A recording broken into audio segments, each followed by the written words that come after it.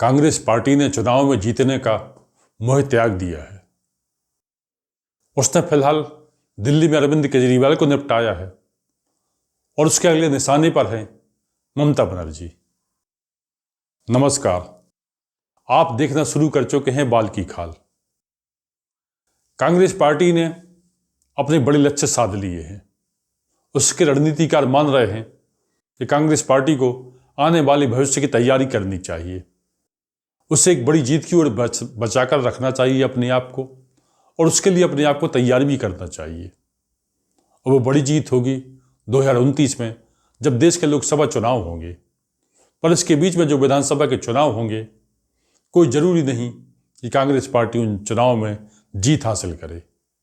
लक्ष्य उसका 2029 का लोकसभा चुनाव होना चाहिए, और उसके बाद 29 के बाद जब राज्यों के विधानसभा चुनाव होंगे, उन चुनाव में कांग्रेस पार्टी अपनी एक नई भूमिका में होगी।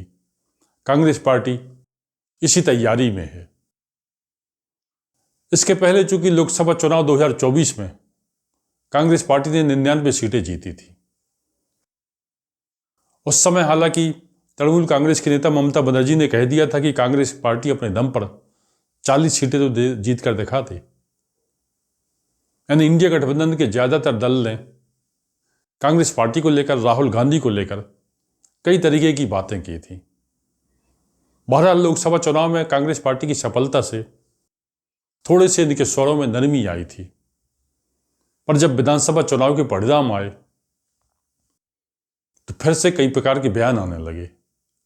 ममता बनर्जी का बयान आपने ध्यान दिया होगा। उन्होंने कहा था कि वो इंडिया गठबंधन का नेतृत्व करने के लिए तैयार हैं। पर इसी बीच ताजा मामला हरियाणा विधानसभा चुनाव के नतीजों का था। हरियाणा विधानसभा के चुनाव में कांग्रेस पार्टी ने समझौता करते करते आम आदमी पार्टी से अंत में समझौता नहीं किया, और नतीजा ये हुआ कि भारतीय जनता पार्टी लगातार तीसरी बार राज्य में सरकार बनाने में कामयाब हो गई। अब इसको देखकर लगता था कि इंडिया पॉलिटिकल फ्रंट के बाकी जो दल हैं इससे एक सबक लेंगे। अब चुनाव दिल्ली का था, तो दिल्ली में माना जा रहा था कि अरविंद केजरीवाल हरियाणा से कुछ सबक लेंगे। पर अरविंद केजरीवाल ने और उनके साथियों ने दिल्ली विधानसभा चुनाव की घोषणा होने के पहले ही ये घोषणा कर दी थी कि वो कांग्रेस पार्टी के साथ लड़कर चुनाव नहीं लड़ेंगे, कांग्रेस के साथ विधानसभा चुनाव में नहीं उतरेंगे। कांग्रेस पार्टी शायद यही मौका चाह रही थी, पर वो अपने मन से कहना नहीं चाह रही थी, क्योंकि इंडिया गठबंधन के सारे दल लगातार ये कहते हैं कि कांग्रेस पार्टी बड़ी पार्टी है, उसे बड़ा दिल दिखाना चाहिए। अच्छी बात कांग्रेस पार्टी की ये रही कि आम आदमी पार्टी के नेताओं ने ये पहल कर दी। अब कांग्रेस पार्टी ने दिल्ली में अपनी दमखम भी दिखा दी। दिल्ली चुनाव के जो नतीजे आए, भारतीय जनता पार्टी सरकार बनाने में कामयाब हो गई। आम आदमी पार्टी सरकार से बाहर हुई। खुद उसके नेता अरविंद केजरीवाल चुनाव हार गए, और उनके साथ के कई मंत्री चुनाव हार गए। दरअसल अरविंद केजरीवाल कांग्रेस पार्टी से समझौता नहीं करना चाहते थे, क्योंकि उनका मानना था कि यदि दिल्ली राज्य के विधानसभा चुनाव में कांग्रेस पार्टी को 5 या 10 सीटें दे दी और मान लो कांग्रेस इन सीटों पर जीत जाए, तब आम आदमी पार्टी को हो सकता है धीरे धीरे वो नेपथ्य पर ले जाए, भारतीय जनता पार्टी के मुकाबले में सीधी कांग्रेस आ जाए।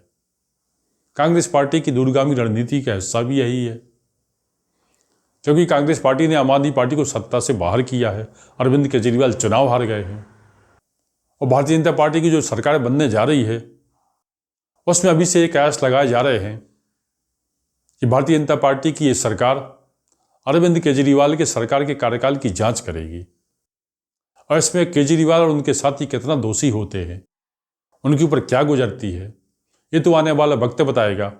बहरहाल कांग्रेस पार्टी को लगता है कि स्थितियां ऐसी भी बन सकती हैं कि 2030 में जब दिल्ली विधानसभा का चुनाव होगा, तब भारतीय जनता पार्टी के सीधे मुकाबले में कांग्रेस होगी। बीच में आम आदमी पार्टी हो भी तो कम से कम उसकी स्थिति आज जैसी नहीं होगी। अब दूसरी बात ममता बनर्जी को लेकर है।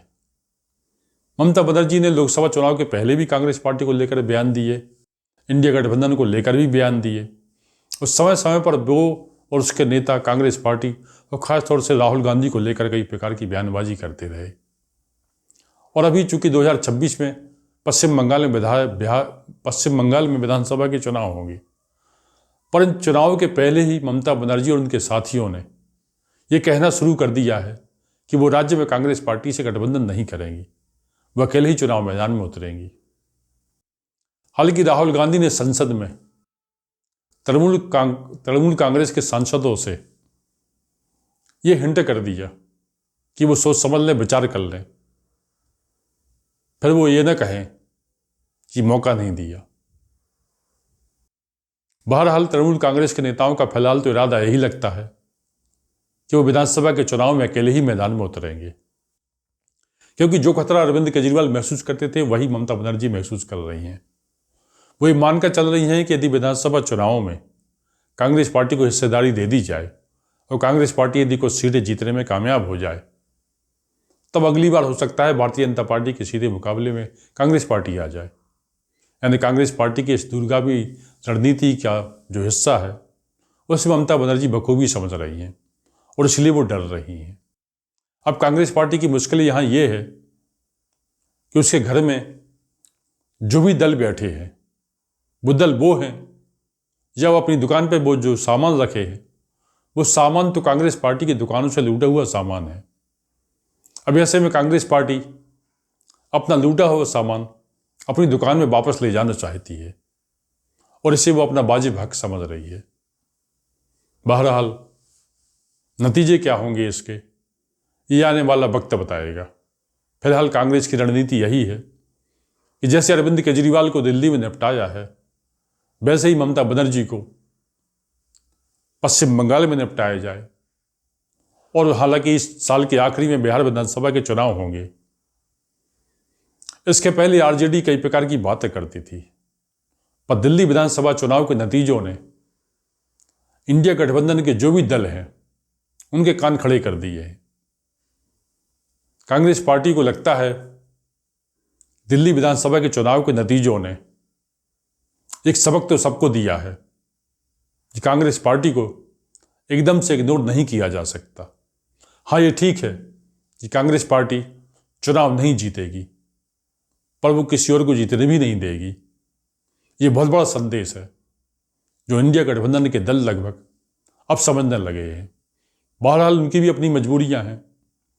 अब जैसे कि जहां बदलाव का वोट होता है वहां कोई भी दल कितने भी साथ आ जाए, फैसला तो जनता का होता है और जनता जो फैसला करती है वही मान्य होता है।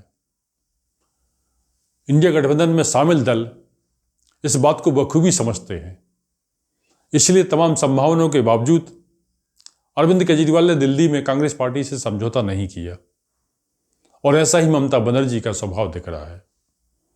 बहरहाल आगे की तमाम राजनीतिक गतिविधियों पर हमारी नज़र बराबर बनी रहेगी।